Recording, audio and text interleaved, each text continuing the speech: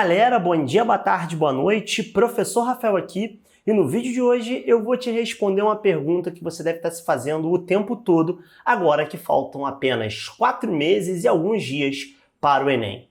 E aí, ainda dá tempo de estudar e de ser aprovado no Enem e conseguir sua vaga na universidade pública? Mas antes de eu começar a te responder essa pergunta, deixa eu fazer minha propaganda já costumeira. Se você ainda não é inscrito no canal, por favor, considere se inscrever. Fazendo isso, você me ajuda na medida em que os meus vídeos chegam a mais pessoas e você se ajuda na medida em que, ativando o sininho, você tem notificações em tempo real sempre que eu posto algum tipo de vídeo como esse. E se você gostar das dicas que eu dei aqui para os seus estudos, deixa o seu like aí que isso ajuda o vídeo a chegar a cada vez mais pessoas. Bom, se você não vive em Nárnia e nem em Marte, você sabe, caso esteja me assistindo na data de lançamento desse vídeo, que as inscrições para o Enem estão abertíssimas e que nesse momento faltam pouco mais de 4 meses para a realização da prova, que vai ocorrer entre os dias 21 e 28 de novembro de 2021. Então, nesse momento, você muito provavelmente deve estar se perguntando: e aí? Dá para levar a sério ainda os estudos e ser aprovado? E se sim, o que eu faço para fazer isso? Bom, respondendo de maneira simples a sua pergunta, é óbvio que dá. Mas respondendo de uma maneira mais complexa, você vai ter que adotar alguns passos que eu vou te falar aqui nesse vídeo, então fica aí até o final, para você realmente conseguir a sua aprovação no vestibular. O primeiro deles é que, como você tem pouco tempo para estudar, você tem que dar ênfase nas áreas que você pode conseguir uma maior nota em menor tempo. E nenhuma área é mais importante para você do que a redação. Nesses seus próximos 4 meses e alguns dias de estudo, você tem que focar na redação. E não é um foco propriamente na redação como vocês normalmente fazem ela em casa, ou seja, consultando o dicionário para ver sinônimos, ou ainda consultando a internet para conseguir repertório de citação, ou ainda argumento de autoridade para sua redação. Não.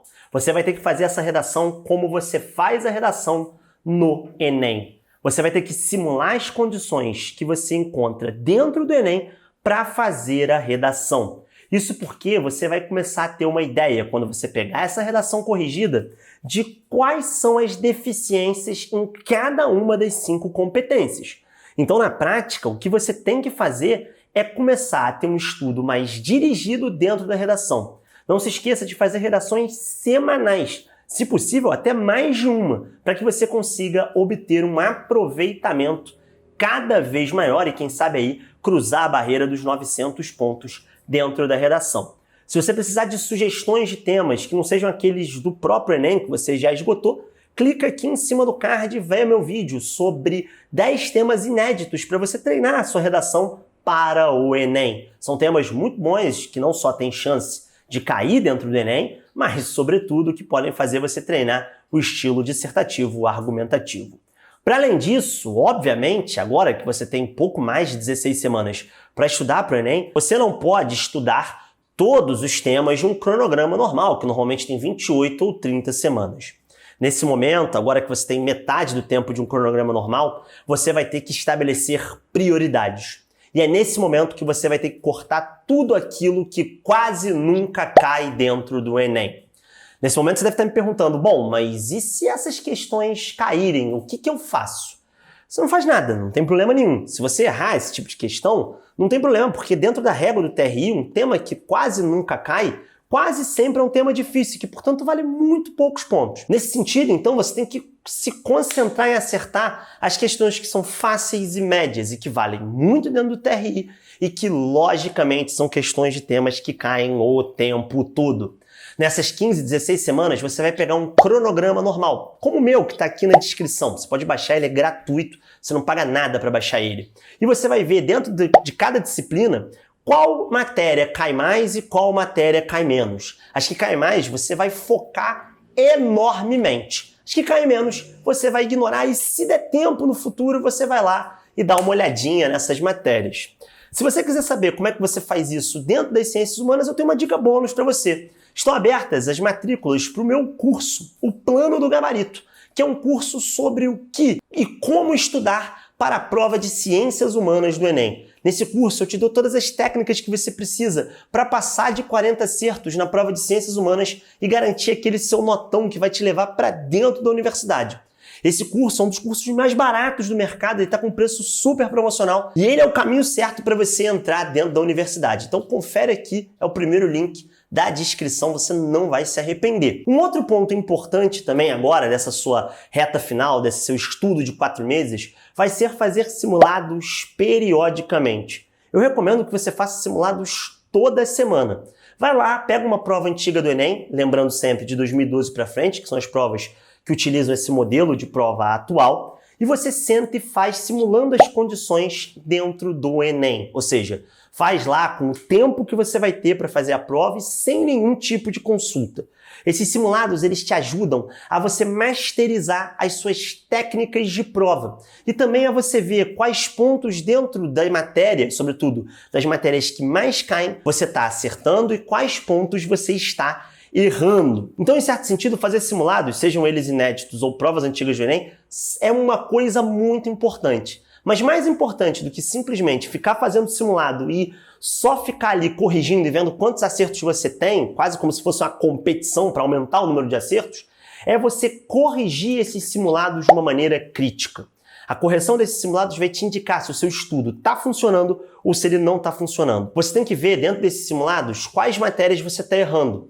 E se essas matérias fazem parte do panteão, ou seja, do rol de questões, que são questões que normalmente caem dentro da prova do Enem. Se forem questões recorrentes, ou seja, que caem muito e você estiver errando muito, você tem que voltar os seus estudos para a teoria e você tem que realmente conseguir acertar essas questões que caem mais, porque elas são questões que se repetem o tempo todo dentro do Enem. Então os simulados têm que ser um momento em que vocês vão realmente não só simular as condições de prova, mas entender aquele momento que você vai fazer no final da sua semana de estudos para você compreender de fato aquilo que você está acertando e aquilo que você está errando. Ou seja, aquilo que você precisa estudar mais e que cai todo ano. O simulado é o momento que você vai recalibrar os seus estudos e realmente conseguir aí ter uma dimensão do quanto você está evoluindo nesse pouco tempo que você tem. Para além disso também, o simulado ele é muito importante porque ele vai permitir com que você foque naquilo que é necessário para desenvolver questões nas 4 áreas do conhecimento. A prova do Enem, como vocês bem sabem, é uma prova muito específica. O que eu quero dizer com isso? É uma prova que exige um conjunto de técnicas, que são técnicas muito particulares de como realizar questões. Seja na área de ciências humanas, seja na área de natureza, seja na área de matemática, ou mesmo nas linguagens, a prova do Enem é uma prova que mede habilidades e competências.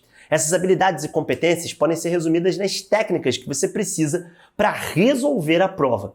Então não adianta nada você, nessas próximas 16, 17, 18 semanas, ficar lá decorando toda a matéria se você não consegue aprender as técnicas que você precisa em cada uma dessas áreas para você, de fato, conseguir fazer a prova de ciências humanas. E o que eu te recomendo com relação a isso? Eu recomendo a você, por exemplo, procurar canais que desenvolvam correções de questões ou ainda canais que façam playlists como essa minha aqui de técnicas de prova para a prova de ciências humanas do Enem e que abordem como você faz, por exemplo, para resolver questões de matemática. Como é que você interpreta uma questão de matemática?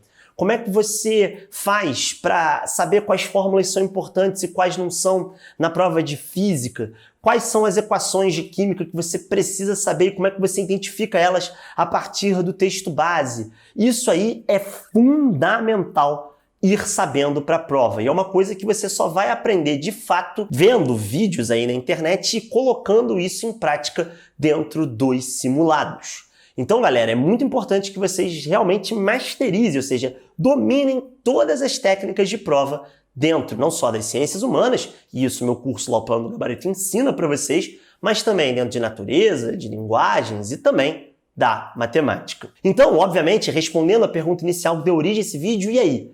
Dá tempo de estudar ainda para o Enem? É óbvio que dá, meu filho, mas você tem que, obviamente, agora ter consistência e ter ritmo, e não fazer aquele estudo perdido que fica aí girando só em torno da teoria. Se você gostou das dicas que eu dei aqui, deixa o seu like aí e não esquece também de compartilhar esse vídeo com o seu coleguinha. Se você quiser ter mais notícias de como estudar para o Enem, confere a nossa playlist aqui do lado sobre como você faz para estudar para o Enem. Essa playlist ela é completíssima e você vai ter várias dicas do que você tem que fazer para conseguir a sua vaga na universidade. Então é isso, galera. Um abração para vocês e até a próxima!